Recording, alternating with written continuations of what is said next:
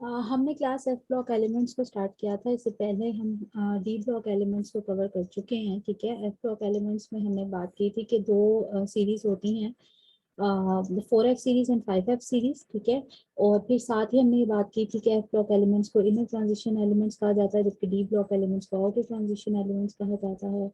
फिर उसके अलावा हमने बात की थी कि जो एफ ब्लॉक एलिमेंट्स होते हैं उन्हें रेयर अर्थ का नेम दिया जाता है। फिर जो आपके एफ ब्लॉक एलिमेंट्स हैं उनके इलेक्ट्रॉनिक कॉन्फ़िगरेशन को हमने देखा था, और हमने कहा था ये जो आपके पास 4F ट्रांजिशन सीरीज है जिसे लेंथेनाइड कहा जाता है, इसमें 3 एलिमेंट आपके पास आते हैं, और उसमें से जो फर्स्ट एलिमेंट होता है लेंथेनम और जो लास्ट एलिमेंट होता है उसको आप प्योर एफ ब्लॉक एलिमेंट की सीरीज में नहीं रख सकते, या उनको नहीं कह सकते pure F block elements. Reason क्या है कि उनमें डिफरेंशिएटिंग इलेक्ट्रॉन एफ में एंटर नहीं होता है ऑर्बिटल में, बट स्टिल उन्हें बाकी तमाम लेंथेनाइड्स के साथ रखा गया है। उसकी रीजन है कि उनकी जो केमिकल प्रॉपर्टीज होती हैं वो बाकी लेंथेनाइड, जो 13 लेंथेनाइड्स आपके पास हैं, उन सबसे रिजेंबल करती हैं, इसी बेसिस पे उन्हें यहाँ पे रखा गया है। ठीक है, फिर उसके बाद आ जाते हैं कि इलेक्ट्रॉनिक कॉन्फ़िगरेशन तक हमने डिस्कस किया था, और उसके बाद हमने कुछ उनकी प्रॉपर्टीज देखी थी, जिसमें इलेक्ट्रोनेगेटिविटी हो गई, एनिक रेडियाई हो गया, इस तरह के टॉपिक्स हमने प्रीवियस लेक्चर में कवर किए थे। सो अब आ जाते हैं इलेक्ट्रॉनिक कॉन्फ़िगरेशन पे। साथ साथ इसकी सीरीज भी क्लास आपको याद करनी पड़ेगी, जो 4F ट्रांजिशन सीरीज है। जिस तरह मैंने कहा था कि 3D आपको सीरीज आनी चाहिए स्कैंडियम वाली, उसी तरीके से जो आपके पास लेंथेनाइड की सीरीज है ये भी आपको मेमोराइज करनी पड़ेगी with electronic configuration and with atomic number. अच्छा, आ जाते हैं कोरिलेशन विद इलेक्ट्रॉनिक कॉन्फ़िगरेशन। यहाँ पे इलेक्ट्रॉनिक कॉन्फ़िगरेशन को कोरिलेट किया गया है विद स्टेबिलिटी। ठीक है, कि डिफरेंट जो आपके पास लेंथेनाइड्स हैं उनके इलेक्ट्रॉनिक कॉन्फ़िगरेशन जो है वो डिफरेंट है, और उनमें से कौन सी इलेक्ट्रॉनिक कॉन्फ़िगरेशन ज़्यादा स्टेबल होगी, कौन सी नहीं होगी। सो यहाँ पे जो जनरल रूल लिखा गया है वो वही है जो हम इससे पहले प्रीवियस क्लासेस में डिस्कस कर चुके हैं, और आपको याद भी होगा कि एम्प्टी, हाफ फिल्ड या कम्प्लीटली फिल्ड कोई भी ऑर्बिटल हो, चूंकि यहाँ हम 4F की स्टेबिलिटी की बात कर रहे हैं। सो ये 3 कंडीशन में 4F ऑर्बिटल जो है as a general rule stable होता है, या वो एम्प्टी हो, या वो हाफ फिल्ड हो, या वो कम्प्लीटली फिल्ड हो। सो इसी बेसिस पे आप जो है जो आपके एलिमेंट्स हैं लेंथेनाइड एलिमेंट्स, उनसे बनने वाले रिस्पेक्टिव आयंस की स्टेबिलिटी की बात कर सकते हो। जैसे सीरियम है, तो सीरियम +4 की फॉर्म में एग्जिस्ट करता है आयन की फॉर्म में। इसी तरह जो आपका लेंथेनम फर्स्ट एलिमेंट है वो +3 की फॉर्म में एग्जिस्ट करता है। इसी तरह से आपके पास यूरोपियम है, टर्बियम है, गैडोलिनियम है। तो ये अपने रिस्पेक्टिव इनके जो चार्जेस हैं वो +2, +3 एंड +4 हैं। रीजन क्या है कि अगर सीरियम +4 की फॉर्म में केटाइन बनाए, और जो आपका लेंथेनम है वो +3 की फॉर्म में एग्जिस्ट करे, तो उस केस में उसके 4F में कितने इलेक्ट्रॉन होते हैं, 0। और 0 का मतलब है एम्प्टी ऑर्बिटल, F ऑर्बिटल, और एम्प्टी आपके पास क्या है, स्टेबल ऑर्बिटल है। सो ये डिफरेंट जो आपके पास लेंथेनाइड हैं वो कौन से ऑक्सीडेशन स्टेट एग्जिबिट करेंगे, वो डिसाइड करेगी उनकी स्टेबिलिटी ऑफ एफ ऑर्बिटल। यानी यहाँ से हम स्टार्ट अगर करें तो लेंथेनम से हमारी सीरीज स्टार्ट होती है। लेंथेनम की इलेक्ट्रॉनिक कॉन्फ़िगरेशन ये है। यहाँ पे आप देख रहे हो 5T में 1 इलेक्ट्रॉन है, 6S यानी S में 2 इलेक्ट्रॉन है, सीरियम के केस में F में 1 इलेक्ट्रॉन है, आपके पास D में भी 1 इलेक्ट्रॉन है, S में भी 2 इलेक्ट्रॉन है। अब यहाँ पे जो लास्ट वाला कॉलम आपको नजर आ रहा है, इसमें oxidation states of these lanthanides given है। और यहाँ पे आपको पहले अगर देखें, सबसे पहले तो लेंथेनम की ऑक्सीडेशन स्टेट है +3। यहाँ पे एक पॉइंट नोट कर लो, क्लास के जितने भी लेंथेनाइड्स होते हैं उनकी कॉमन ऑक्सीडेशन स्टेट +3 होती है। यानी जितने लेंथेनाइड हैं इनमें सबकी ऑक्सीडेशन स्टेट +3 लाजमी होती है, बट इसके अलावा ऑक्सीडेशन स्टेट कुछ और हो सकती हैं, तो यस पॉसिबल है। कुछ केसेस में आपको +4 भी मिलेंगे, कुछ केसेस में +2 भी मिलेंगे, बट +3 अगर आपसे पूछा जाए कि इनकी कॉमन ऑक्सीडेशन स्टेट कौन सी है, तो वो आपकी +3 है। जैसे अब सीरियम के केस में अभी हमने बात की कि सीरियम +4 की फॉर्म में केटाइन बनाता है या +4 ऑक्सीडेशन स्टेट एग्जिबिट करता है। तो उसका रीजन क्या है कि उस केस में +4 ऑक्सीडेशन स्टेट जो है वो स्टेबल होती है, इसीलिए सीरियम +4 की फॉर्म में ऑक्सीडेशन स्टेट को एग्जिबिट करता है, जिसमें 2 इलेक्ट्रॉन एस से भी रिमूव हो जाते हैं, एक पी का इलेक्ट्रॉन भी रिमूव हो जाता है, और एफ में से भी एक इलेक्ट्रॉन रिमूव हो जाता है, फिर ये चारों इलेक्ट्रॉन रिमूव हो जाते हैं और सीरियम जो है उस कंडीशन में स्टेबल हो जाता है। सो हम ये कहते हैं कि ये आपकी इलेक्ट्रॉनिक कॉन्फ़िगरेशन सीरियम में एग्जिस्ट करती है +4 के साथ। सिमिलरली जो आपका नेक्स्ट एलिमेंट है प्रेसोडायनियम, उसमें भी आपके पास +3 तो भी एग्जिस्ट करेगी, +4 भी आपके पास यहाँ पे एग्जिस्ट करती है। देन आ जाते हैं नियोडायमियम में, आपके पास +2 ऑक्सीडेशन स्टेट तब आएगी जब s में से 2 इलेक्ट्रॉन रिमूव होंगे, और +3 तब आएगी जब आपके पास s में से 2 इलेक्ट्रॉन रिमूव होंगे और एक इलेक्ट्रॉन आपका f में से रिमूव हो जाएगा। तो ये +3 की फॉर्म में यहाँ पे ऑक्सीडेशन स्टेट एग्जिबिट करेगा। यहाँ +2 और +3 में अगर आप कंपेयर करो तो दोनों की स्टेबिलिटी में आप कंपैरिजन नहीं कर सकते कि +3 वाली ज्यादा स्टेबल है या +2 वाली ज्यादा स्टेबल है, बट यहाँ पे दोनों एग्जिस्ट करती हैं। अच्छा, नेक्स्ट एलिमेंट आ जाता है प्रोमीथियम। प्रोमीथियम के केस में आपके पास आती है +3 की ऑक्सीडेशन स्टेट, यानी +3 कैटायन बनाता है ये। जितने भी कंपाउंड्स बनाता है उसमें प्रोमीथियम +3 की फॉर्म में एग्जिस्ट करता है। और वो कैसे एग्जिस्ट करता है कि +3 की फॉर्म में उसे 3 इलेक्ट्रॉन रिमूव करने पड़ेंगे, और वो 3 इलेक्ट्रॉन्स कैसे रिमूव होंगे, s में से 2 इलेक्ट्रॉन रिमूव होंगे और एक इलेक्ट्रॉन आपका f में से रिमूव होगा। फिर आ जाते हैं समेरियम जो है वो +2 भी एग्जिबिट करता है, +3 भी एग्जिबिट करता है। +2 यानी s में से 2 इलेक्ट्रॉन रिमूव हो जाए, और +3 जब s में से 2 इलेक्ट्रॉन रिमूव हो और f में से 1 इलेक्ट्रॉन रिमूव हो जाए। यूरोपियम के केस में आपके पास +2 भी एग्जिस्ट करती है और +3 भी, बट यहाँ हम जरूर बता सकते हैं कि +2 इज मोर स्टेबल। यहाँ पे एक्सेप्शन ये है कि आपके पास +2 ऑक्सीडेशन स्टेट यूरोपियम अगर +2 की फॉर्म में एग्जिस्ट कर रहा है तो वो ज्यादा स्टेबल है एज कम्पेयर टू +3 फॉर्म में। रीजन क्या है, क्योंकि +2 में सिर्फ उसके s में से 2 इलेक्ट्रॉन रिमूव होंगे तो s एम्प्टी हो जाएगा, d भी एम्प्टी, और f क्या है, हाफ फिल। बट अगर 3 इलेक्ट्रॉन्स को आप रिमूव करवाओगे तो s में से 2 इलेक्ट्रॉन तो रिमूव होंगे, f में से 1 इलेक्ट्रॉन रिमूव होने की वजह से वो हाफ फिल नहीं रहेगा, तो उस केस में वो स्टेबल नहीं होगी इलेक्ट्रॉनिक कॉन्फ़िगरेशन, वो लेस स्टेबल इलेक्ट्रॉनिक कॉन्फ़िगरेशन हो जाएगी ऑफ द रिस्पेक्टेड केटाइन। फिर आ जाते हैं गैडोलिनियम। गैडोलिनियम जो है वो आपके पास +3 में एग्जिस्ट करता है, +3 उसकी स्टेबल ऑक्सीडेशन स्टेट है। रीजन है कि यहाँ पे 2 और 1 3 इलेक्ट्रॉन रिमूव होंगे तो ये यूरोपियम वाला ही केस आ जाएगा, +2 वाला। फिर आ जाते हैं टर्बियम। टर्बियम के केस में आपको +3 भी मिल रही है और +4 भी। अब +4 यहाँ पे ज्यादा स्टेबल है। रीजन ये है कि 2 इलेक्ट्रॉन s में से रिमूव होंगे और f में से 2 रिमूव होंगे तो 4f7 यानी यूरोपियम वाली कॉन्फ़िगरेशन आ जाएगी, और उस केस में ये जो आपकी इलेक्ट्रॉनिक कॉन्फ़िगरेशन टर्बियम +4 की फॉर्म में होगी वो ज्यादा स्टेबल होगी। देन फिर आ जाता है डायस्पोसियम। उस केस में आपके पास +3 और +4 दोनों हैं। फिर आपके पास आ जाता है होल्मियम। होल्मियम के केस में आपके पास +3 है। फिर अर्बियम है, उसके केस में आपके पास +3 है। देन फिर आ जाता है आपके पास थोलियम। उस केस में आपके पास +2 है और +3 दोनों हैं। फिर आपके पास आ जाता है ये टर्बियम। उस केस में आपके पास +2 भी है और +3 भी है, बट यहाँ पे +2 ज्यादा स्टेबल है एज कम्पेयर टू +3। फिर लास्ट वन आपके पास आ जाता है लुटीशियम। लुटीशियम के केस में आपके पास +3 ऑक्सीडेशन स्टेट एग्जिस्ट करती है, जिसमें यहाँ से तीनों इलेक्ट्रॉन्स रिमूव होते हैं, s में से और d में से, और 4f14 5d0 6s0 की फॉर्म में एग्जिस्ट करता है। तो ये आपके डिफरेंट लेंथेनाइड्स हैं और उनकी डिफरेंट इलेक्ट्रॉनिक कॉन्फ़िगरेशन है, जिस इलेक्ट्रॉनिक कॉन्फ़िगरेशन को उसने यहाँ स्टेबिलिटी के साथ को रिलेट किया है इस पैराग्राफ में। तो दोबारा वापस आते हैं जो हम पहले पॉइंट डिस्कस कर रहे थे कि लैंथेनम जो है वो +3 और सीरियम +4 के टाइम की फॉर्म में ज्यादा स्टेबल है। इसी तरीके से आपके पास गैडोलिनियम +3 की फॉर्म में, यूरोपियम +2 की फॉर्म में, और टर्बियम +4 की फॉर्म में ज्यादा स्टेबल है, क्योंकि उस केस में वो 4f7 होता है। और आपका ये टर्बियम लुटीशियम जो है वो आपके +2 और +3 की फॉर्म में ज्यादा स्टेबल है, क्योंकि उस केस में उसके f में 14 इलेक्ट्रॉन्स होते हैं। बट सिर्फ और इसी बेसिस पे जो ऑक्सीडेशन स्टेट को एक्सप्लेन करना, यानी कि जैसे यहाँ पे आपको कुछ एक्सेप्शंस नजर आए हैं कि कुछ केसेस में आपको +2 +3 मिल रही है, बट कुछ केसेस में आपको उस यहाँ पे जैसे +2 की ऑक्सीडेशन स्टेट मिल रही है, चलो +3 तो कॉमन है, बट +2 का यहाँ पे क्या रोल है, यहाँ पे भी +2, चलो यहाँ पे ज्यादा स्टेबल है, ठीक है, लेकिन +3 का यहाँ पे क्या रोल है?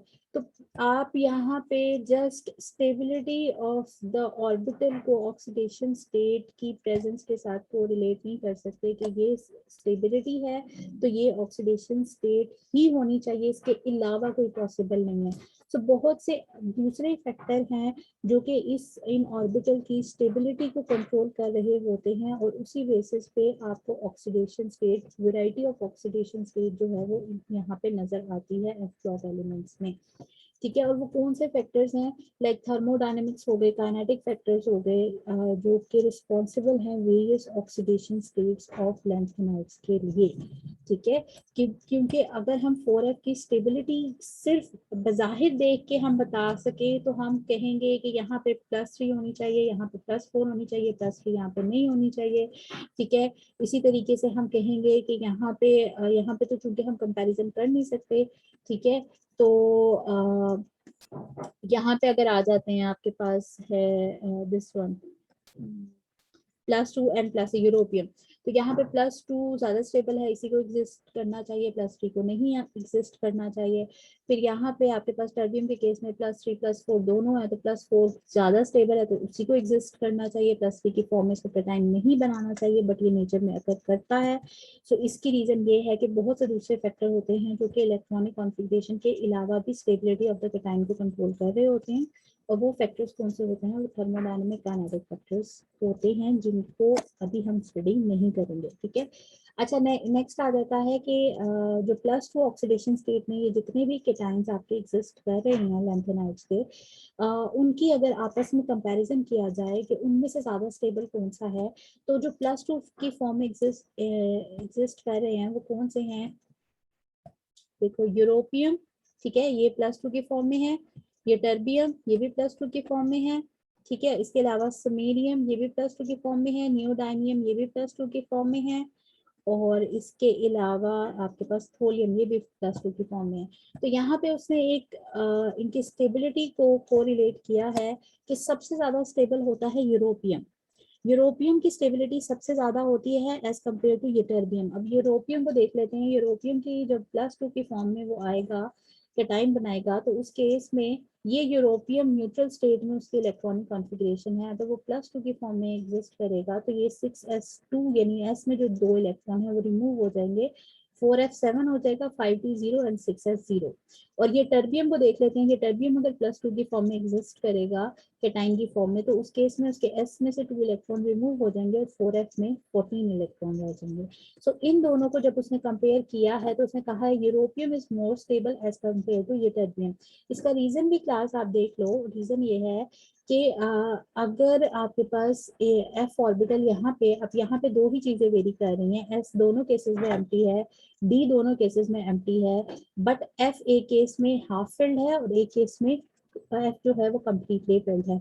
तो हाफ फिल्ड एफ ऑर्बिटल की स्टेबिलिटी इवन ज्यादा होती है as compare to completely filled F orbital से। उसका रीजन ये होता है कि जब आप इलेक्ट्रॉन्स की फिलिंग करवाना शुरू करते हो तो इलेक्ट्रॉन्स की पेयरिंग स्टार्ट होना शुरू हो जाती है, और इलेक्ट्रॉन एक दूसरे को रिपेल भी कर रहे होते हैं। सो पेयरिंग की वजह से जो रिपल्शन है वो सिस्टम की स्टेबिलिटी को थोड़ा बहुत डिक्रीज कर देती है, जबकि जो अगर आप 4f7 की बात करते हो तो वहां पे 7 डीजेनरेट ऑर्बिटल में सिंगल सिंगल इलेक्ट्रॉन प्रेजेंट है जो कि आपस में एक दूसरे को रिपेल नहीं कर रहे। सो इसी वजह से ये जो थोड़ा बहुत डिफरेंस आपको नजर आ रहा है इनकी स्टेबिलिटी में, वो इस वजह से है कि यूरोपियम ज्यादा स्टेबल है कंपेयर टू यूटर्बियम। क्लियर हो गया यहाँ तक? Yes ma'am. अच्छा, उसके बाद यूरोपियम की ज्यादा स्टेबिलिटी एज कम्पेयर टू यूटर्बियम, फिर उसके बाद स्मेरियम जो है वो आपका ज्यादा स्टेबल होता है एज कम्पेयर टू थोलियम, और थोलियम और नियोडाइमियम इन दोनों की जो है वो ऑलमोस्ट इक्वल ही स्टेबिलिटी होती है। स्मेरियम भी देख लेते हैं, स्मेरियम में क्या है? स्मेरियम में अगर +2 में 2 इलेक्ट्रॉन रिमूव हो जाते हैं तो वो 4f6 यानी वो टुवर्ड्स फिलिंग हाफ फिल्ड की तरफ जा रहा है। तो इसी बेसिस पे इसकी स्टेबिलिटी जो है फिर यूरोपियन के बाद होगी। अच्छा, फिर उसके बाद है क्लास कि +4 ऑक्सीडेशन स्टेट की अगर हम बात करें तो ये तो +2 की बात होगी ना। +4 ऑक्सीडेशन स्टेट में अगर हम देखें तो वो कौन कौन से एलिमेंट एग्जिस्ट कर रहे हैं, सीरियम ये वाला, ठीक है। फिर उसके बाद आपके पास है टर्बियम, फिर उसके बाद है डायस्पोर्सियम। ये एलिमेंट्स आपके +4 की फॉर्म में एग्जिस्ट कर रहे हैं, ठीक है। और साथ है प्रेसोडायनियम। तो ये एलिमेंट्स जो हैं इनकी अगर हम स्टेबिलिटी देखें तो आपकी सीरियम जो है वो सबसे ज्यादा स्टेबल होता है। अब सीरियम सबसे ज्यादा स्टेबल क्यों होता है वो देख लेते हैं। जब सीरियम में से 4+4 केटाइन बनाएगा वो, तो उस केस में 2 इलेक्ट्रॉन तो उसके एस से रिमूव होंगे, एक डी से और एक एस से। तो उस केस में वो सारा का सारा एम्प्टी हो जाएगा, तो उसकी स्टेबिलिटी जो है वो बढ़ जाएगी क्योंकि वो कम्प्लीटली एम्प्टी हो जाएगा। अब नेक्स्ट एलिमेंट क्या है, टर्बियम और आपका प्रेसोडायनियम, उसको भी देख लेते हैं। इसमें क्या है कि अगर 4f इलेक्ट्रॉन्स जो हैं वो रिमूव होते हैं तो s में से 2 इलेक्ट्रॉन रिमूव होंगे और f में से 2 इलेक्ट्रॉन्स रिमूव होंगे। तो यहाँ पे आपका 4f7 और 5t0 6s0। तो इस केस में वो कह रहा है समैरियम यानी जो कम्प्लीटली एम्प्टी है वो ज्यादा स्टेबल है electronic configuration even half filled से भी, ठीक है। यानी सीरियम और टर्बियम दोनों में डिफरेंस क्या आ जाता है +4 इलेक्ट्रॉनिक कॉन्फ़िगरेशन में। सीरियम जो है वो +4 की फॉर्म में 4f0 की फॉर्म में एग्जिस्ट करता है, और जो आपका टर्बियम है वो आपके +4 ऑक्सीडेशन स्टेट के साथ 4f7 की फॉर्म में एग्जिस्ट करता है।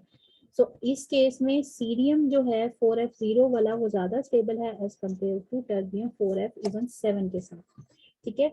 सो एम्प्टी ज्यादा स्टेबल है as compare to half filled, half filled ज्यादा स्टेबल है एज कम्पेयर टू कंप्लीटेड। फिर आ जाते हैं ये तो होगी +2 एंड +4। +3 ऑक्सीडेशन स्टेट जो है वो आपकी कॉमन ऑक्सीडेशन स्टेट है, और जितने भी लैंथेनाइड्स हैं वो सारे के सारे आपकी +3 ऑक्सीडेशन स्टेट में एग्जिस्ट करते हैं, ये कैटाइन बनाते हैं। और साथ ही +3 कैटाइन की फॉर्म में, अब यहाँ पे क्लास एक चीज कंफ्यूज मत कर लेना, यहाँ पे Ln जो है वो आपका है लैंथेनाइड और La आपका क्या है, lanthanum. Lanthanum is the element and Ln यानी लैंथेनाइड जो है वो सीरीज का नेम है, ठीक है। सो यहाँ पे जितने सीरीज में जितने एलिमेंट हैं वो +3 की फॉर्म में एग्जिस्ट करते हैं, ठीक है। Ln इसीलिए आगे लिखा गया है लैंथेनाइड्स, जितने लैंथेनाइड हैं वो +3 कैटाइन बनाते हैं। और +3 कैटाइन बनाते हुए वो कुछ कंपाउंड्स बनाते हैं जो कि सॉलिड स्टेट में भी स्टेबल होते हैं और सोल्यूशन स्टेट में भी स्टेबल होते हैं। अब वो कंपाउंड्स कौन से होते हैं कि +3 लैंथेनाइड कैटाइन के जो कंपाउंड होते हैं वो रिस्पेक्टिव एनाइन के साथ जो वो बनाती है, वो एनाइंस कौन कौन से हो सकते हैं, वो हाइड्रोक्साइड एनाइन हो सकता है, वो कार्बोनेट एनाइन हो सकता है, वो सल्फेट एनाइन हो सकता है, ऑक्सलेट एनाइन हो सकता है, या नाइट्रेट एनाइन हो सकता है, जिनके साथ आपकी जो लैंथेनाइड कैटाइन है +3 फॉर्म में वो कंपाउंड बनाएगी। और ये कंपाउंड जो होते हैं वो आपके स्टेबल होते हैं सॉलिड स्टेट में एंड सॉल्यूशन स्टेट दोनों में। बट जब आप इनको हीट करते हो इन कंपाउंड्स को तो ये डिकम्पोज हो जाते हैं। और डिकम्पोज होने कैसे होते हैं कि सबसे पहले ये बेसिक सॉल्ट्स बनाते हैं और फाइनली ये डिकम्पोज हो जाते हैं ऑक्साइड्स फॉर्म में, ठीक है। इसकी इनके एग्जांपल्स हम अभी देख लेते हैं। अच्छा, फिर उसके बाद है कि जो आपकी लैंथेनाइड कैटाइन है वो जो अबव एनाइन थे उनके साथ तो सॉल्ट्स या कंपाउंड्स बनाती ही है, बट कुछ और एनाइन जैसे आपके पास हैलाइड एनाइंस हैं, फॉस्फेट है, इनके साथ भी जो है वो प्रोडक्ट्स बनाती है जो कि अपॉन हीटिंग जो है वो डिकम्पोज कर जाते हैं, ठीक है। अच्छा, अब आ जाते हैं जो लैंथेनम के कंपाउंड्स होते हैं +3 कैटाइनिक फॉर्म में या +3 ऑक्सीडेशन स्टेट के साथ, वो कौन कौन से हैं। पहला है ऑक्सीजन के साथ ऑक्साइड फॉर्म, यानी ऑक्साइड फॉर्म जो में जहाँ पे अगर हम देखें तो लैंथेनम +3 की फॉर्म में है क्योंकि ऑक्सीजन -2 की फॉर्म में होती है, ओवरऑल न्यूट्रल है, ठीक है। और ये जो ऑक्साइड्स होते हैं आपके लैंथेनाइड्स के वो क्या होते हैं, बेसिक इन नेचर होते हैं, इंसॉल्युबल होते हैं वाटर में और हाइड्रोस्कोपिक होते हैं। फिर इसी तरीके से अभी हमने देखा कि जो लैंथेनम है वो +3 की फॉर्म में हाइड्रोक्साइड एनाइन के साथ भी कंपाउंड्स बनाती है जो कि आपके लैंथेनम हाइड्रोक्साइड्स या लैंथेनाइड हाइड्रोक्साइड्स होते हैं। अब इनकी अगर प्रॉपर्टीज हम देखें तो ये हाइड्रोक्साइड्स कैसे होते हैं, ये हेक्सागोनल स्ट्रक्चर रखते हैं, बेसिक होते हैं, और इनको जब आप हीट करते हो तो ये हीट करने से इन्हीं जो अबव ऑक्साइड्स हैं इनमें चेंज हो जाते हैं, ठीक है। सो अभी हमने बात की थी कि लैंथेनम जितने भी कंपाउंड्स बनाती है वो डीकम्पोज हो जाते हैं अपॉन हीटिंग। फिर आ जाते हैं कि लेंथेनम, अभी हमने बात की कि हेलाइड आयन के साथ भी कंपाउंड्स बनाएंगे, वो हेलाइड, फ्लोराइड, क्लोराइड, ब्रोमाइड कुछ भी हो सकते हैं आपके पास। यहाँ पे अगर हमने हेलाइड आयन की प्रिपरेशन देखनी है तो हेलाइड आयन को हम बना सकते हैं यूजिंग लेंथेनम ऑक्साइड्स। कि ऑक्साइड्स को लो और उनको आप जो रिस्पेक्टिव मेटल हेलाइड्स हैं उनके साथ ट्रीट करो, जैसे कोबाल्ट क्लोराइड हो गया, अमोनियम क्लोराइड हो गया, उनके साथ जब आप ट्रीट करोगे अपने ऑक्साइड्स को तो वो रिस्पेक्टिव हेलाइड्स में, लेंथेनम हेलाइड्स में चेंज हो जाएंगे। जैसे यहाँ पे दोनों केसेस में आपके पास लेंथेनम क्लोराइड बन रहा है। अब ये जो है आपके हेलाइड्स जो होते हैं वो नॉन वोलेटाइल होते हैं, सॉलिड होते हैं, वाटर में सॉलेबल होते हैं, अल्कोहल में भी सॉलेबल होते हैं, और इसके अलावा ये डेलिकेशन नेचर के होते हैं, ठीक है, यानी मॉइस्चर अब्सॉर्बिंग होते हैं। फिर उसके बाद आ जाता है कार्बोनेट्स, कि आपके जो लेंथेनम है वो कार्बोनेट्स भी बनाते हैं, जिसमें यहाँ पे भी लेंथेनम +3 की फॉर्म में एग्जिस्ट कर रहा है, ठीक है, क्योंकि कार्बोनेट को -2 चार्ज होता है, तो यहाँ पे +3 है, तो ये +6 हो जाएगा, यहाँ -6 हो जाएगा, तो ओवरऑल कार्बोनेट जो है वो आपका क्या हो जाएगा, न्यूट्रल हो जाएगा। तो इसकी प्रिपरेशन के लिए आप कैसे प्रिपेयर कर सकते हो कि आप लेंथेनम के जो हाइड्रोक्साइड्स हैं उनको जब आप कार्बन डाइऑक्साइड गैस के साथ ट्रीट करते हो तो आपको लेंथेनम कार्बोनेट्स मिलते हैं। ये लेंथेनम कार्बोनेट्स जो हैं वो वाटर इनसॉल्युबल होते हैं, और ये भी जो है वो हीट सेंसिटिव कंपाउंड होते हैं, यानी ये डीकम्पोज हो जाते हैं अपॉन हीटिंग, ठीक है। सो अभी तक हमने जितने भी कंपाउंड्स देखे हैं वो सारे क्या हैं, तकरीबन हीट सेंसिटिव हैं, चाहे वो लेंथेनम हाइड्रोक्साइड्स हों, चाहे वो लेंथेनम कार्बोनेट्स हों, और वो सारे जो हैं वो रिस्पेक्टिव ऑक्साइड्स में ही जो है वो डिकम्पोज हो रहे हैं। लास्ट वन हमारे पास आ जाता है फॉस्फेट एंड ऑक्सलेट, के लेंथेनम जो है वो फॉस्फेट और ऑक्सलेट के साथ भी lanthanum phosphate and oxalate compound बनाती है। ये भी हीटिंग में हीट कर, अगर आप इनको हीट करोगे तो ये भी डिकम्पोज कर जाएंगे, बट ये जो है वो वाटर इनसॉल्युबल होते हैं। सो कार्बोनेट्स, फॉस्फेट, ऑक्सलेट्स, ये जो सॉल्ट्स होते हैं लेंथेनम के, वाटर इनसॉल्युबल हैं। हेलाइड्स जो हैं वो वाटर सॉल्युबल होते हैं। ये है लेंथेनम ऑक्सलेट और ये है लेंथेनम फॉस्फेट का फॉर्मूला, ठीक है। यहाँ दोनों में देखोगे, यहाँ पे +3 है, यहाँ -3 है, यहाँ पे भी +3 है, या -2 है, तो ये +2 +3 +6 हो जाएगा, 3 -2 -6 हो जाएगा, तो ओवरऑल न्यूट्रल हो जाएगा आपके पास कंपाउंड। फिर उसके बाद आ जाता है कि आपके जो लेंथेनम है वो नॉन मेटल्स और मेटेलाइट्स के साथ भी रिएक्ट करते हैं, लाइक आपके सल्फाइड्स बनाते हैं, ठीक है, सिलेनाइड्स बनाते हैं, ठीक है, नॉन मेटल्स के साथ। इसके अलावा नाइट्राइड बनाते हैं, फॉस्फाइड बनाते हैं, इसके अलावा आपके आर्सेनाइड्स बनाते हैं, और कार्बाइड। इन सब कंपाउंड्स में अगर आप देखो तो जो आपका लेंथेनम है वो +3 के टाइम में ही प्रेजेंट है। सो +3 की फॉर्म में आपका लेंथेनम ऑक्साइड्स बना रहा है, हाइड्रोक्साइड्स बना रहा है, कार्बोनेट्स बना रहा है, फॉस्फेट्स बना रहा है, ऑक्सलेट्स बना रहा है, आपके जो है वो लेंथेनम सॉल्ट्स बना रहा है, जो कि सल्फाइड्स हैं, नाइट्राइड्स हैं, आर्सेनाइड्स हैं, फॉस्फाइड्स हैं एंड कार्बाइड्स हैं, ठीक है। यहाँ तक क्लास समझ आ गया?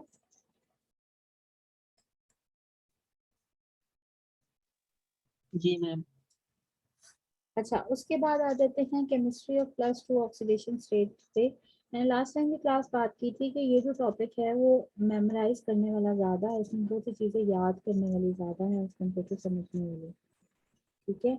तो अ, इसको आपको थोड़ा याद करना पड़ेगा, कुछ चीज़ें हैं जो याद करने वाली हैं, जैसे इलेक्ट्रॉनिक कॉन्सेंट्रेशन हो गई, ऑर्डर हो गया, ठीक है। रिएक्शन ऑल दो याद करने वाले नहीं है, वो तो आप कर लोगे इजी।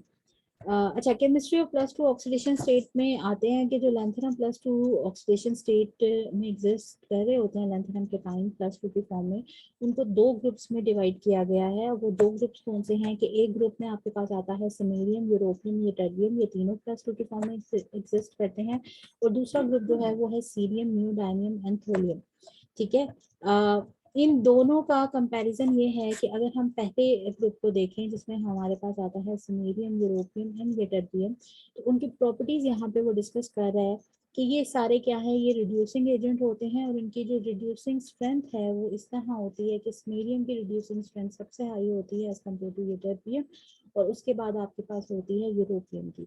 फिर उसके बाद आ जाता है कि ये सारे के सारे जो हैं, जब आप इनको प्रोटीनेटेड वाटर के साथ ट्रीट करते हो तो ये ऑक्सीडाइज हो जाते हैं, और ऑक्सीडाइज होने से क्या होता है कि ये +2 से +3 की फॉर्म में चेंज हो जाते हैं अगर आप इनको जो है वो प्रोटीनेटेड वाटर के साथ या हाइड्रोनियम केटाइन के साथ ट्रीट करते हैं। इसी तरीके से आपके पास जो है ये सारे के सारे केटाइन जो हैं, अगर आप इन्हें ऑक्सीजन की प्रेजेंस में ऑक्सीडाइज करवाने की कोशिश करो तो ये उसी तरीके से ऑक्सीडाइज होकर +2 से +3 में चेंज हो जाते हैं, और साथ ही यहाँ से वाटर रिलीज हो जाता है। ठीक है।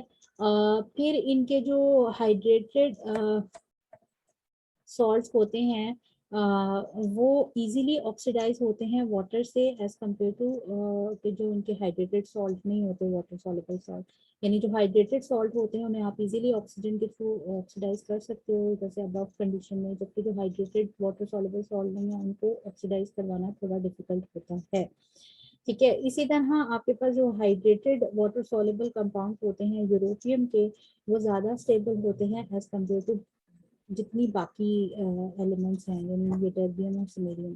ठीक है। उसकी रीजन ये है कि अभी हमने बात की थी कि यूरोपियन जो है वो ज़्यादा स्टेबल होता है, तो उससे बनने वाले जो कंपाउंड्स होते हैं वो भी हाई स्टेबिलिटी रखते हैं। ठीक है। तो जितने भी +2 वाले कंपाउंड्स होते हैं उनकी प्रॉपर्टी ये है कि वो इजीली ऑक्सीडाइज हो जाते हैं। इजीली ऑक्सीडाइज का मतलब है वो +2 से +3 की फॉर्म में फौरन चेंज हो जाते हैं in the presence of oxygen और in the presence of protonated water.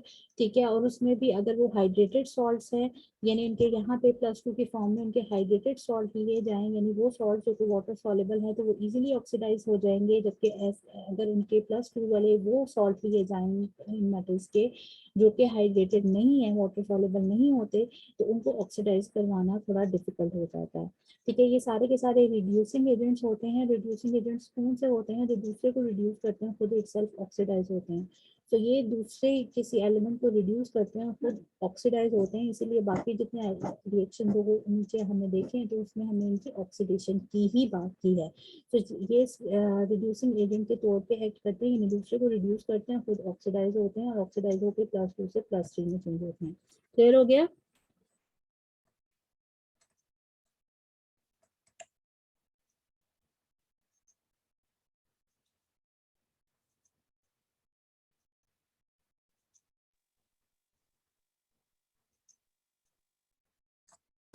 समझ आ गई या नहीं?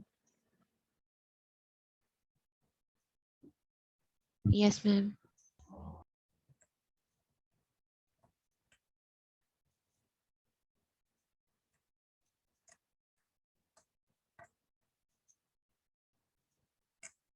अच्छा, फिर उसके बाद है कि जो नेक्स्ट ग्रुप में हमारे पास लैंथेनम आते हैं +2 के फॉर्म में, वो कौन कौन से हैं? जैसे आपके पास सीमेरियम, नियोडाइमियम एंड थोलियम। ये एलिमेंट्स भी +2 ऑक्सीडेशन स्टेट के फॉर्म में एग्जिस्ट करते हैं। ठीक है। और अगर हम इनकी प्रॉपर्टीज देखें तो वो ये है कि ये स्टेबल नहीं होते वाटर में, और ये एयर की प्रेजेंस में इमिडिएटली ऑक्सीडाइज हो जाते हैं, यही जो अबव ग्रुप था उससे भी जल्दी ऑक्सीडाइज हो जाते हैं। तो ये इंडिकेट करता है कि इन इन एलिमेंट्स के लिए जो +2 है वो लेस स्टेबल है as compare to above group elements. ठीक है। इसके अलावा ये जो है अगर इनको वाटर के साथ ट्रीट किया जाए तो ये जो है वो वाटर में से हाइड्रोजन गैस को इवॉल्व कर देते हैं, एवोल्यूशन ऑफ हाइड्रोजन गैस हो जाती है, और साथ ही ये +2 से +3 की फॉर्म में चेंज हो जाती हैं। तो जितने भी हमने देखे +2 ऑक्सीडेशन स्टेट के साथ लैंथेनम केटाइन, वो सारे के सारे ऑक्सीडाइज होकर +3 की फॉर्म में चेंज हो रहे हैं। और उसमें भी हमने 2 ग्रुप्स में इनको डिवाइड किया, जिसमें से हमने जो पहला ग्रुप है उसमें जिन लैंथेनम केटाइन की बात की है वो रिस्पेक्टिवली +2 की फॉर्म में ज्यादा स्टेबल है as compare to next group जिसमें वो इजीली ऑक्सीडाइज हो जाते हैं या बहुत जल्दी ऑक्सीडाइज हो जाते हैं। देन आ जाते हैं केमिस्ट्री ऑफ +4 ऑक्सीडेशन स्टेट पे, कि +4 जो है हमारे पास वो एनॉमलस ऑक्सीडेशन स्टेट है। अगर कुछ एलिमेंट एग्जिबिट करते हैं, एक रेगुलर ट्रेंड नहीं है, और उनमें से भी जो एलिमेंट एग्जिबिट करते हैं अगर हम देखें तो एक है स्मेरियम आपके पास और एक है प्रिजिडाइमियम। और ये जो एलिमेंट्स होते हैं ये एज रिड्यूसिंग एजेंट एक्ट नहीं करते, ये ऑक्सीडाइजिंग एजेंट एक्ट करते हैं, यानी ये दूसरे को ऑक्सीडाइज करते हैं, खुद रिड्यूस होते हैं। ठीक है। और रिड्यूस होके जाहिर सी बात है इनकी ऑक्सीडेशन स्टेट कम होगी, यानी +4 से जाए +5 में जाने के ये +3 की तरफ जाएंगे। ठीक है। सो इसी बेसिस पे इनके जो है इनका बिहेवियर चेंज हो गया +2 वाले एलिमेंट से कि वो +2 से +3 की तरफ जाना चाहते हैं, इसलिए वो रिड्यूसिंग एजेंट की तरफ एक्ट करते हैं, जबकि ये +4 से +3 की तरफ जाना चाहेंगे तो इनको as an oxidising agent act करना पड़ेगा। अच्छा, यहाँ पे इनकी ऑक्सीडाइजिंग एजेंट की जो स्ट्रेंथ है एज एन ऑक्सीडाइजिंग एजेंट, उसकी बेसिस पे इनका ऑर्डर ये है कि जो प्रिजोटाइनियम होता है वो स्ट्रॉन्गर ऑक्सीडाइजिंग एजेंट है एज कम्पेयर टू सिनेरियम। फिर उसके बाद आ जाता है आपका जो सीरियम सल्फेट है, इसको वॉल्यूमेट्रिक एनालिसिस ऑफ आयरन में यूज किया जाता है, यानी ये कंपाउंड है सीरियम का जो +4 ऑक्सीडेशन स्टेट के साथ होता है, उसे वॉल्यूमेट्रिक एनालिसिस में एनालिटिकल टेक्निक में यूज किया जाता है आयरन के एनालिसिस के लिए। सीरियम जो है वो +4 के फॉर्म में स्टेबल होता है, सॉलिड स्टेट में भी और सोशल स्टेट में भी। उसकी रीजन उसकी स्टेबिलिटी है रिस्पेक्टिव इलेक्ट्रॉनिक कॉन्फ़िगरेशन की। फिर उसके अलावा जो बाकी एलिमेंट्स हैं जिनमें आपका प्रेसिडाइनियम है, नियोडाइनियम है, टर्बियम है, डायस्प्रोसियम है, इनकी अगर हम स्टेबिलिटी की बात करें तो ये जो है वो सॉलिड स्टेट में स्टेबल नहीं होते बल्कि सोशल स्टेट में ये स्टेबल होते हैं। ठीक है, और यहाँ पे स्टेबिलिटी से मुराद ये होता है कि आपका जो कंपाउंड है अगर आप उसको स्टोर करना चाहो तो वो with the passage of time वो डिकम्पोज ना करे। सो ऐसा कंपाउंड जो डिकम्पोज नहीं करता हम कहते हैं वो स्टेबल है, और जो कंपाउंड डिकम्पोज कर जाता है हम उसे कहते हैं वो अनस्टेबल है या वो लिबाइल कंपाउंड है। अच्छा, उसके बाद आ जाते हैं लैंथेनाइट कन्फेक्शन पे। ये ऑलमोस्ट आप लोगों ने पहले भी पढ़ी होगी एफएससी में कि जब हम लैंथेनाइट सीरीज में मूव करते हैं, along the lanthanide series move करते हैं फ्रॉम लैंथेनम टू लुटेशियम, तो क्या होता है कि आपके पास जो एटॉमिक रेडियाई है वो डिक्रीज करता जाता है, और जो ये steady decrease in atomic radii है with the increase in atomic number, इसे लैंथेनाइट कन्फेक्शन कहा जाता है। बट इसका रीजन क्या होता है कि क्यों लैंथेनाइट कन्फेक्शन होती है कि एटॉमिक नंबर के बढ़ने के साथ साथ आपके पास जो है वो जो एलिमेंट्स हैं उनका एटॉमिक रेडियस डिक्रीज कर रहा है। तो ऐसा क्यों होता है?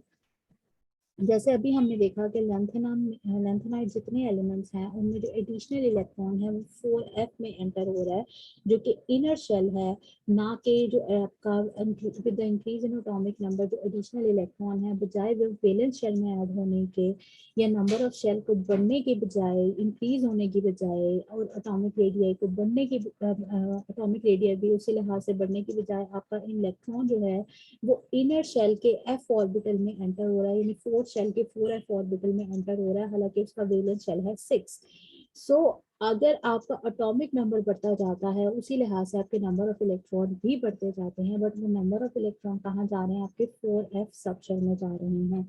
ये जो 4f सब शेल होता है ये आपके जो आउटर मोस्ट 6s यानी 6 वैलेंस शेल इलेक्ट्रॉन है, 6 शेल में जो वैलेंस इलेक्ट्रॉन प्रेजेंट है 6s में, उनको from the nuclear attraction shield करता है, एज ए स्क्रीनिंग एक्ट करता है। बट जो शील्डिंग इफेक्ट होता है एफ ऑर्बिटल का वो बहुत कम होता है as compare to other orbitals. So इसी बेसिस पे आप कह सकते हो कि जो आपका एक तो शेल नंबर इंक्रीज नहीं कर रहा, आपके electrons with the increase in atomic number inner shell में 4f में एंटर हो रहे हैं सब शेल में, और उस 4f का जो स्क्रीनिंग इफेक्ट है या शील्डिंग इफेक्ट है वो बहुत कम है, क्योंकि उसकी शेप जो है वो बहुत डिफ्यूज्ड है, जिसकी वजह से as compare to D orbital, और उसका स्क्रीनिंग इफेक्ट जो है वो कम है। सो आपका जो न्यूक्लियर चार्ज है वो इफेक्टिवली अट्रैक्ट करेगा आपके आउटर मोस्ट शेल को, और उसको जब इनवर्ड अट्रैक्ट करेगा तो जाहिर सी बात है कि आपका जो एटॉमिक रेडियाई है वो डिक्रीज कर जाएगा। ठीक है, सो न्यूक्लियर चार्ज हर स्टेप पे बढ़ता जा रहा है, और उसके अकॉर्डिंग जो कंपैरेबल इंक्रीज है शील्डिंग इफेक्ट की वो नहीं आ रही 4f इलेक्ट्रॉन की।